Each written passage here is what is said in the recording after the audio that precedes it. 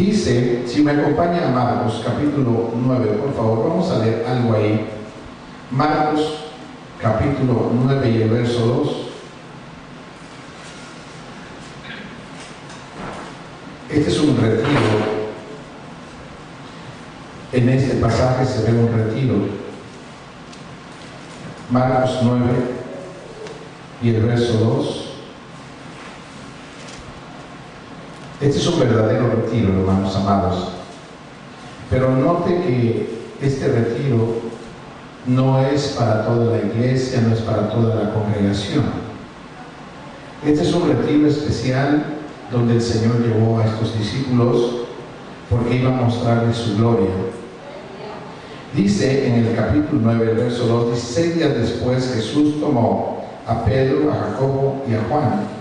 Los llevó aparte solos a un monte alto y se transfiguró delante de ellos. Y sus vestidos se volvieron resplandecientes, muy blancos como la nieve, tanto que ningún lavador en la tierra los puede hacer tan blancos. Esto, hermanos amados, me dice que para que Jesús se transforme, se transfigure delante de sus discípulos, se requiere una dedicación especial, un tiempo especial, algo separados completamente de las actividades del mundo en que nosotros nos movemos. Y esto, hermanos amados, es lo que con la ayuda de Dios vamos a tener dentro de el día 3 de julio. Hablamos con los hermanos y el día 3 de julio, que va a ser un sábado, nos vamos a reunir. Quisiera, hermanos, pedirles a ustedes, hermano Mario y su esposa, que pudieran ver o hablar con ellos para ver si podríamos estar en este lugar para venir a hacer exactamente esto. Como digo, para transfigurarse. Hermanos amados, ¿cómo Jesús se transfigura delante de nosotros? Hoy Jesús se transfigura a través de su palabra. Cuando nosotros venimos aquí y nos dedicamos en oración y le pedimos al Espíritu Santo que nos ilumine, que nos revele a través de su palabra, el Señor dijo: escudriñen las Escrituras porque ellas dan testimonio de mí. Y cuando eso sucede, realmente Jesús se transfigura dentro de nosotros y nosotros podemos comprender, conocer a Jesucristo y de esa forma estar más dispuestos para Él. Después que ellos vieron estas cosas en Jesús, ellos se quedaron maravillados, sorprendidos de quién era Jesús. Por lo tanto, nosotros necesitamos a una mayor entrega, mayor dedicación para con el Señor. Dice, voy a leer el verso, voy a avanzar al verso. En el 4 dice: y desapareció Elías con Moisés, que hablaba con Jesús en ese monte. Entonces Pedro dijo a Jesús: Maestro, bueno es para nosotros que estemos aquí y hagamos 3 enramadas, una para ti, otra para Moisés y otra para Elías. Es muy bonito cuando el Señor se revela a nosotros, es muy bonito estar aquí en este lugar, claro que sí, porque descansamos de las actividades diarias, y Pedro quería quedarse ahí. También nosotros, los niños, si usted pregunta, los niños no se quieren ir. Es muy hermoso estar aquí. Pero, hermanos amados, dijo en el verso 6, dice que Pedro no sabía lo que hablaba, pues estaban espantados al ver a Jesús transfigurado. Realmente, ¿quién es Jesús, hermanos? Era sorpresa tras sorpresa conocer a Jesucristo.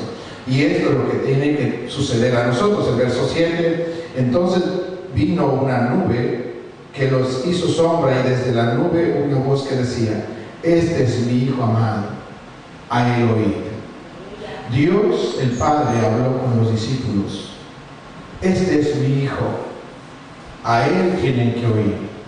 Y esto es lo que nosotros necesitamos, hermano. Nosotros en la ciudad, en los trabajos, oímos muchas voces. Tenemos demasiada información que nos llega, y esa información de repente nos saca de la voz de Dios y nos guía a hacer a veces cosas tal vez cosas que Dios no nos manda hacer. Por eso es importante que tengamos este encuentro. Dice en el verso que sigue, y luego dice en el verso 8, y luego cuando miraron, no vieron más a nadie consigo, sino a Jesús solo. Y descendiendo ellos del monte, les mandó que a nadie dijese lo que habían visto, sino cuando el Hijo del Hombre hubiese resucitado de los muertos. Muy bien, esa es la información que ellos tuvieron en ese retiro. Conocieron quién era Jesús y eso a ellos los fortaleció. ¿Cómo quedaron los otros discípulos? Ellos no tuvieron esa revelación, ni la supieron hasta después que Jesús resucitó. Antes de eso, ellos nunca supieron lo que los demás discípulos no supieron lo que experimentaron en aquel lugar. En el verso 14 dice que cuando descendieron a la realidad, al mundo en que donde ellos estaban desarrollando, encontraron una situación donde los discípulos que no habían subido estaban batallando con los demonios. Realmente, ¿cuál es el propósito de Dios cuando nos separa de las cosas del mundo? Quiere revelarse en nosotros, quiere darnos su poder, porque allá abajo allá hay problemas, allá hay batallas, allá hay demonios.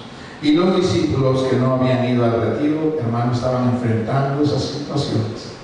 Por eso, aquí en este verso dice que cuando Jesús llegó a aquel lugar con los Pedro, Juan, Jacobo, dice que encontró a sus discípulos. Un hombre había traído a su hijo con un demonio que era mudo y sordo, y que el papá del niño lo trajo a los discípulos y dijo que les pidió que echaran fuera ese demonio, y dice que ellos no pudieron echarlo fuera.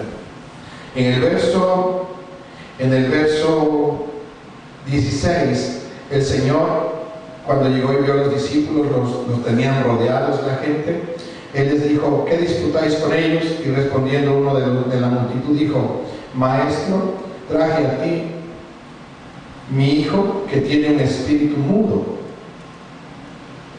el cual donde quiera que le toma le sacude y echa espumarajos y cruje los dientes y se va secando. Y dije a tus discípulos que lo echasen fuera y no pudieron. El verso 19, y respondiendo él les dijo: oh generación incrédula, ¿hasta cuándo he de estar con vosotros? ¿Hasta cuándo os he de soportar?